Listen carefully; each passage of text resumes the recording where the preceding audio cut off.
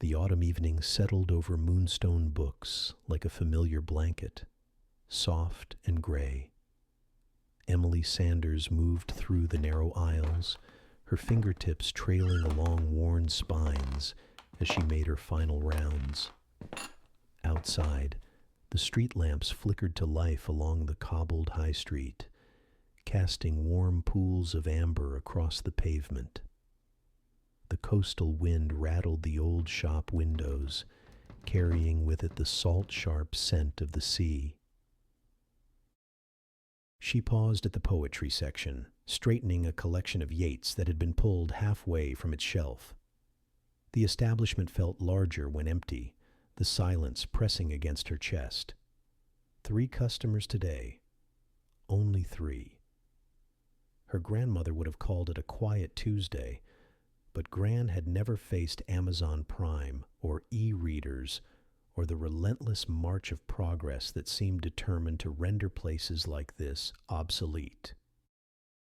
Emily reached the front counter and began the closing ritual, counting the meager takings, switching off the electric kettle, adjusting the reading lamp she kept burning in the window. A beacon, Gran used to say, for anyone who might need a story after dark. Emily had always loved that idea, though lately it felt more like wishful thinking than wisdom. The floorboards creaked somewhere towards the back of the premises. She froze, one hand still on the lamp switch. A voice called out from the maritime history section, slightly sheepish, explaining that someone was still browsing and would only need a moment more. Emily made her way towards the sound, tucking beneath the low eaves where the oldest volumes lived. A man stood there, tall and slightly disheveled, holding an open tome as though it contained the answer to something important. He glanced up as she approached, his face coloring with embarrassment. Mid-30s, perhaps, with dark hair that needed cutting and wire-rimmed spectacles that had slipped down his nose. He wore a navy jumper over a collared shirt, both rumpled in a way that suggested comfort rather than carelessness. He introduced himself as Oliver Wright. "I used to come here as a boy," he said, his voice soft with remembrance. "with my father. Thomas Wright. He was the headmaster at the primary school. We'd spend hours in this exact corner, reading about Nelson and Shackleton, maritime adventures and historical expeditions." He paused, his fingers trailing along the shelf. "He passed 2 years ago. I've been away in Plymouth, working as a marine biologist. I'm back for a temporary research position on coastal conservation, but I've been avoiding coming in here. Worried the memories might prove too painful, I suppose." Recognition sparked in Emily. She remembered Mr. Wright well, a gentleman who had purchased every new historical biography they stocked. "I was sorry to hear about your father," she said quietly.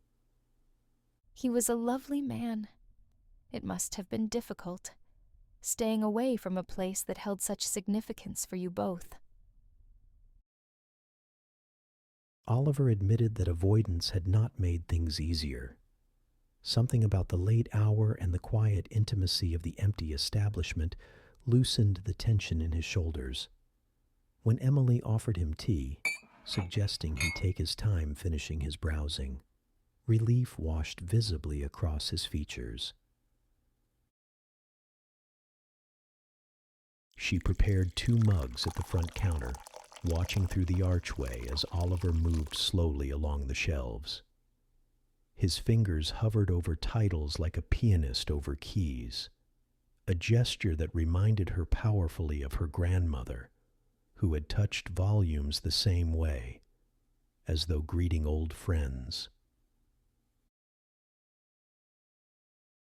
Emily carried the tea back to the maritime corner, where Oliver had settled into the ancient armchair someone had donated years ago.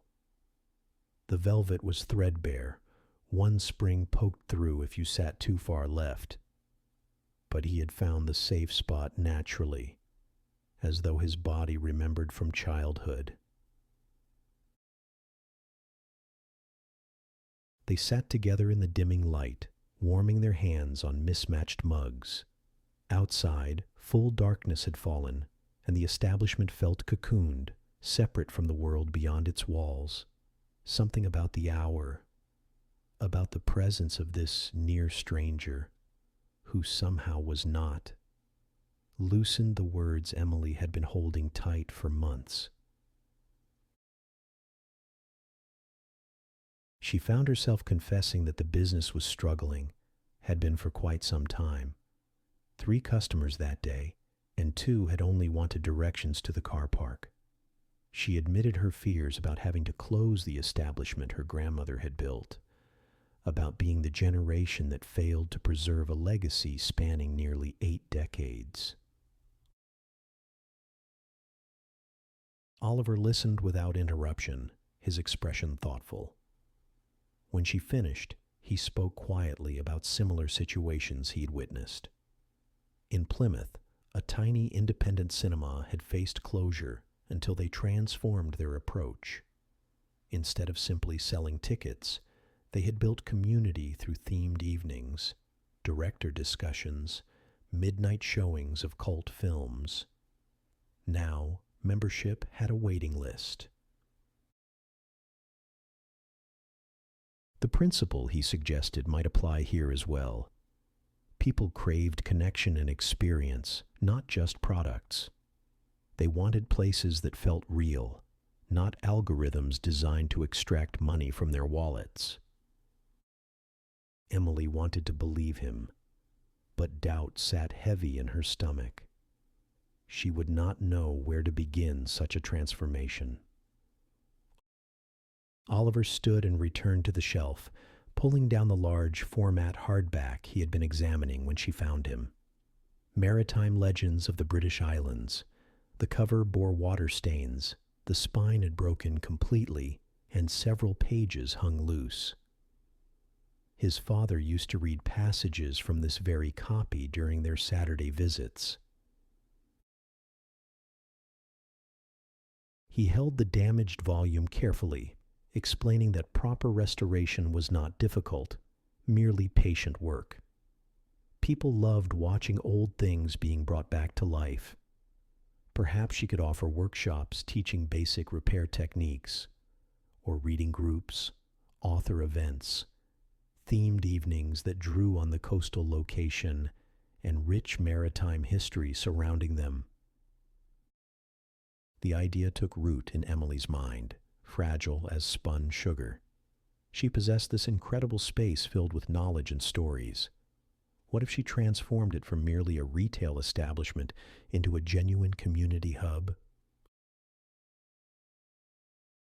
Oliver warmed to the theme, his earlier reticence falling away completely. He mentioned his own work involved community outreach for the conservation project. He could deliver a presentation about local marine ecosystems, the seal colonies along the coast, bringing people in while serving both their purposes. His offer seemed genuine, unconnected to pity or obligation, just one person suggesting a way forward to another. When Emily asked why he would commit his time to this, Oliver glanced around the maritime section with distant eyes. He explained that he had spent 2 years avoiding anything that reminded him of his father, and he was exhausted by it, tired of grief turning everything precious into something painful. This establishment had been important to both of them. Perhaps helping it survive and evolve might offer a way to honor that connection rather than flee from it. The honesty struck Emily deeply. She understood that exhaustion, that desperate desire for things to matter again. They could start small, she suggested. one evening workshop on basic restoration techniques.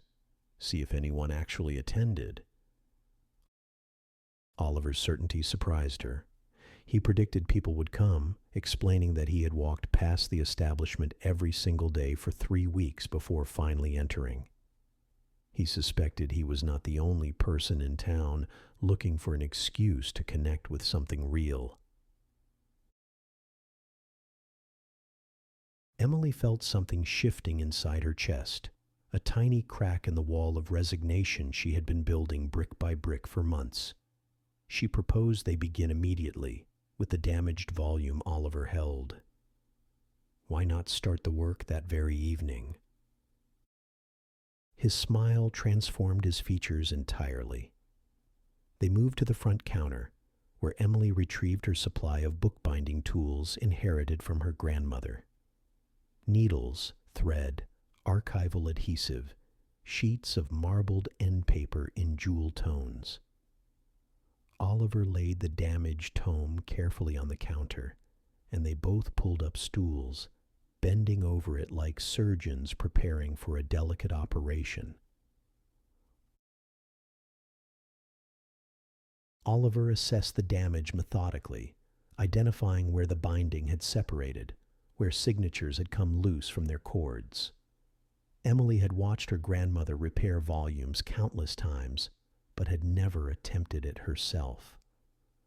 The process had always seemed too complex, too easy to ruin. With Oliver there, methodically explaining each step, it felt manageable. They worked together to carefully remove what remained of the old binding, revealing the structure beneath. It reminded Emily of archaeology, uncovering layers of history. Oliver pointed to a handwritten inscription on the inside cover. To David, who dreams of the sea. Love, Aunt Margaret. Christmas, 1962. Someone had cherished this once. They were giving it another chance at being loved. They fell into a comfortable rhythm, their conversation drifting from topic to topic as their hands worked. Oliver described his research tracking seal populations along the coast, fighting against proposed developments that would destroy breeding grounds.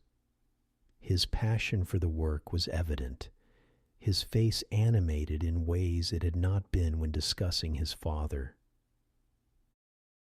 In turn, Emily found herself sharing stories about her grandmother that she had not voiced in years. How Gran used to hide little notes inside certain volumes, recommendations for customers she thought might need them. How she had stage-whispered her commentary during quiet afternoons, narrating the establishment's activities as though it were a wireless play. How she had made every visitor feel seen, remembered, significant. Gran had been remarkable right up until the stroke. The business had been her whole world. When she could no longer run it, watching her decline had been like watching a light extinguish. She had given the establishment to Emily, who now lived in terror of being the person who lost it. Everyone said Gran would understand, that times had changed, that guilt was unnecessary. But Emily felt it anyway, every single day. Oliver paused in his work, meeting her gaze directly. Perhaps, he suggested gently, she was honoring her grandmother by trying to save the business, rather than simply letting it fade away quietly. The struggle itself might mean something. The words settled around them like snow. Emily had not considered that perspective before.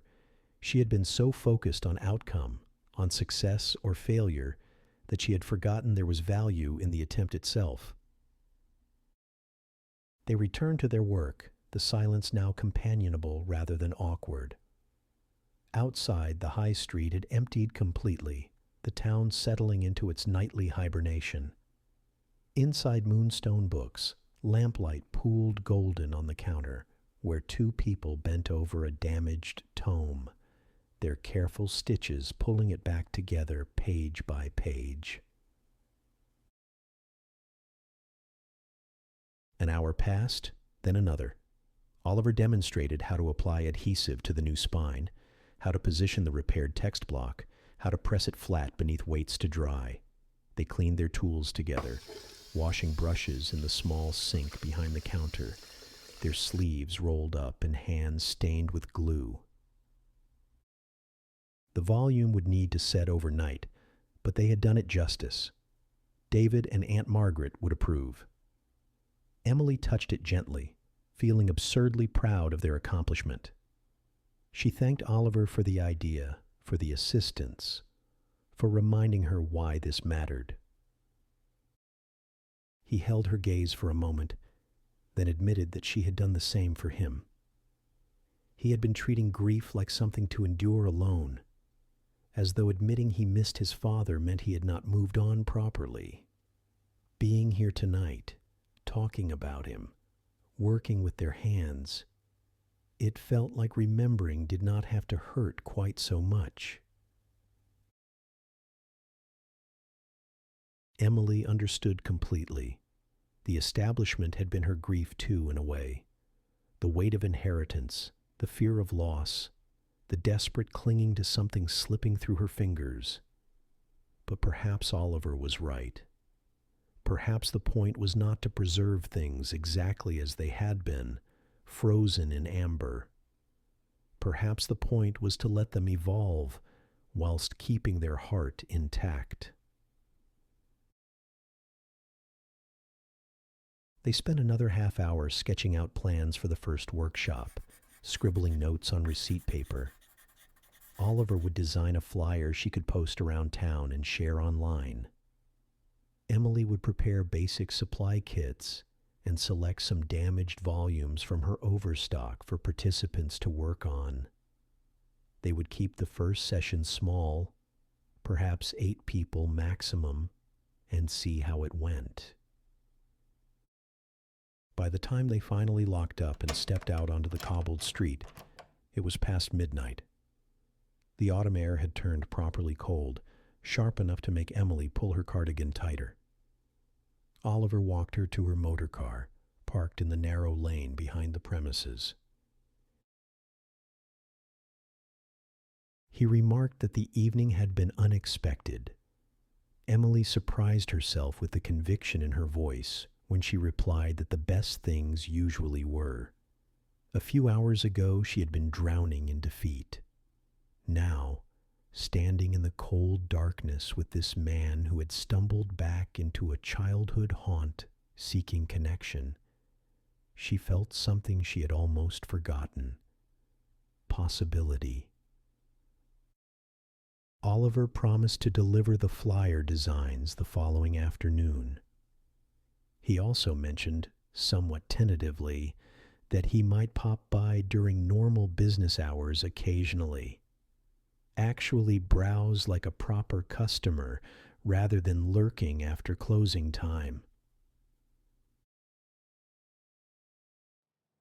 Emily drove home through empty streets, past shuttered establishments and sleeping houses. Classical music played on the wireless, but she only half heard it. Her mind was already moving ahead, planning, considering. The business still faced all the same challenges it had that morning. The volumes would still compete with algorithms and free delivery. The profits would still hover at the edge of sustainability. But now there was a plan, a direction, a reason to believe that Moonstone Books might be more than a relic awaiting its inevitable closure. The following days passed in a blur of preparation. Oliver delivered the flyer designs as promised, simple but elegant announcements inviting the community to an evening of restoration at Moonstone Books. Emily posted them in cafes and community centers, on lamp posts and notice boards. She shared them tentatively on social media, half expecting crickets. The response startled her. Within 2 days, all 8 spots had filled, with a waiting list forming for future sessions. People she had never met messaged asking if there would be more workshops. Could she do one on vintage paperbacks? On reading group facilitation? Several asked about Oliver's conservation presentation, saying they would love to hear more about local wildlife. On Friday evening, Emily arrived early to set up. She had arranged the front section with a cluster of mismatched chairs borrowed from her flat, cleared space on the main counter for supplies, and selected 8 damaged volumes of varying complexity. Her hands trembled slightly as she laid everything out, double-checking her notes, adjusting the angle of the reading lamp. Oliver arrived 15 minutes before the scheduled start time, carrying a box of biscuits and some photographs from his SEAL research. He confessed to being terrified, worried that he might be wrong about people wanting this kind of experience. But they did come. Exactly at 7 o'clock, the first participant arrived. An elderly woman named Mrs. Patterson, who had been visiting the establishment since Emily's grandmother's time. Then a young couple, art students from the college. A middle-aged man who taught history at the secondary school. A woman about Emily's age, who confessed she had been wanting an excuse to finally visit. By 1:15, all 8 seats were filled, and the premises thrummed with tentative conversation. Emily stood at the front, her prepared speech suddenly feeling inadequate. But then she glanced at Oliver, who gave her an encouraging nod, and she found her voice. She welcomed everyone to Moonstone Books, explaining that her grandmother had opened the establishment 78 years ago because she believed stories mattered, that preserving them, sharing them, passing them on was worth dedicating a life to. Tonight, they would learn one small way to honor that belief by bringing damaged volumes back to life. She demonstrated the basic techniques, with Oliver assisting, showing how to assess damage, how to stabilize loose pages, how to repair simple spine breaks. Then she turned them loose on their chosen projects, circulating through the group to offer guidance and encouragement. The transformation in the space was immediate and profound. What had been a silent, sleeping establishment became animated with purpose. People bent over their work with focused intensity, asking questions, sharing discoveries, exclaiming over hidden inscriptions or unexpected illustrations. The art students bonded with Mrs. Patterson over marbled end paper techniques. The history teacher and the young woman discovered a shared passion for maritime literature. Oliver moved through the crowd with easy confidence, his explanations clear and patient. Emily watched him guide a struggling participant through a tricky repair, his enthusiasm infectious, and felt something warm kindle beneath her ribs. 3 hours passed like 30 minutes. When people finally began gathering their things, preparing to leave, they did so reluctantly. Several immediately asked about the next session. Mrs. Patterson hugged Emily tightly and whispered that her grandmother would have loved this. After the last participant departed, Emily and Oliver remained, surveying the gentle chaos of scattered supplies and repaired volumes. The establishment felt different somehow, more alive, as though the evening had breathed something vital back into its bones.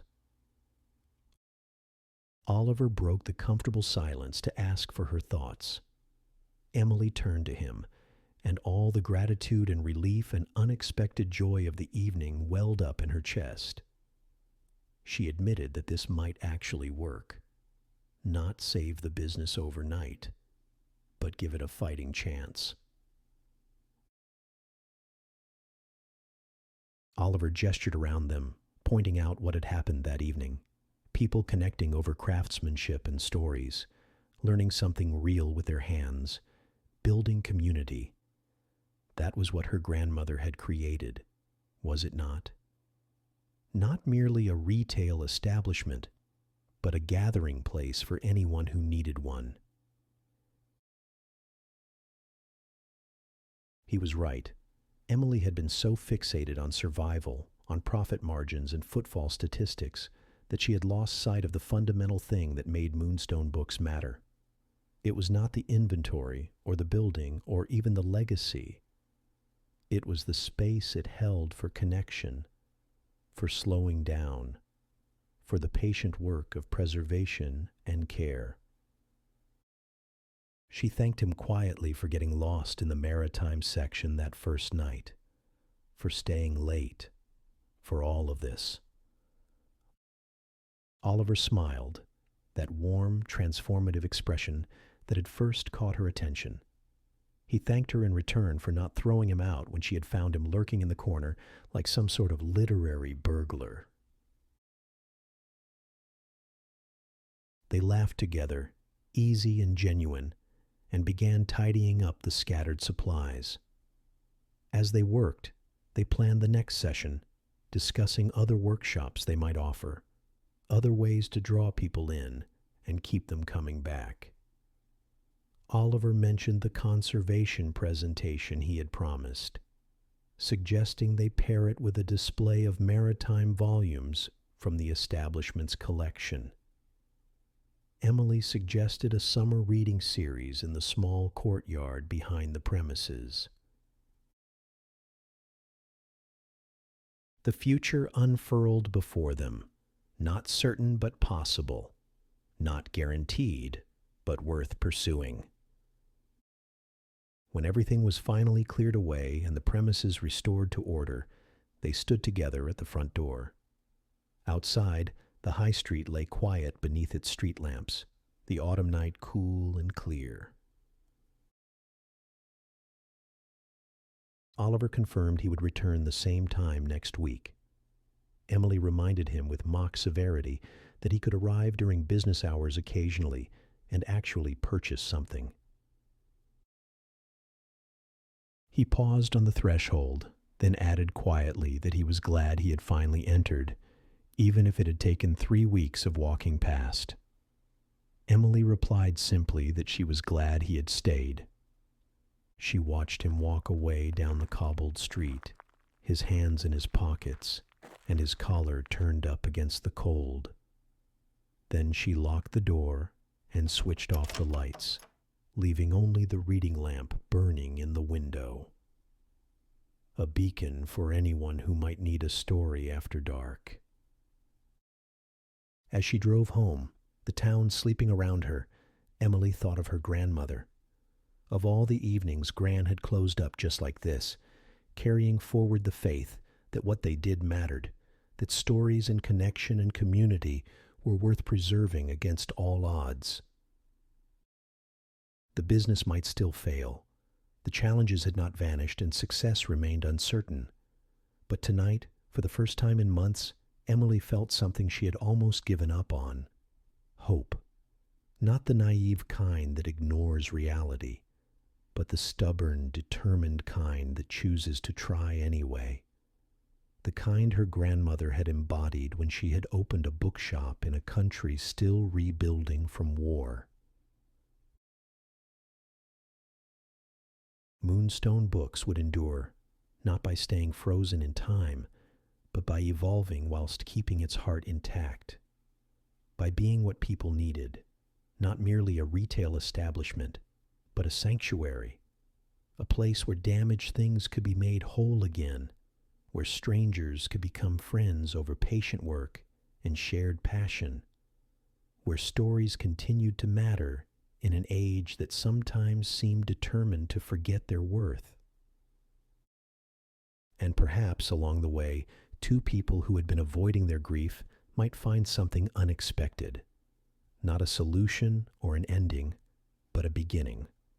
a reason to keep turning pages, to see what came next.